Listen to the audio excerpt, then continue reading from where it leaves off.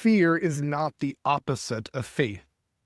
It is the doorway through which longing emerges.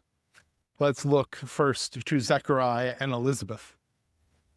The longing of Zechariah is born from years of fear. Fear that God is silent. God has passed them by in their hopes for a child.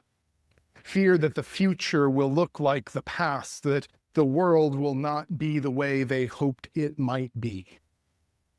The angel comes to Zechariah, and the angel's first words are, as we've said many times now, what the angels always seem to need to say: do not be afraid.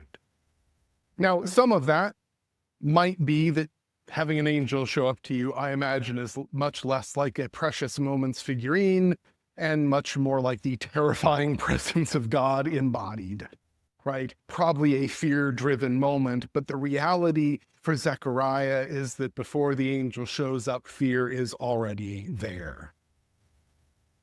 Their longing for a child is the holy expression, though, of not giving up, even when fear whispers to them, nothing will change.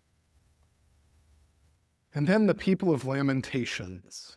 How odd to begin this season of preparation, this season of joy, when we're surrounded by the beauty of the lights and the trees, to begin it with lamentations.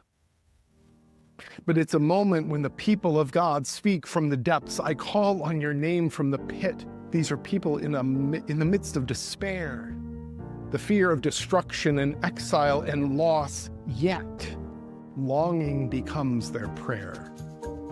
Fear leads them not into despair, but into a longing so fierce, a longing for God that is so deep in their soul that it becomes hope. In Scripture, longing is what fear becomes when it leans toward God.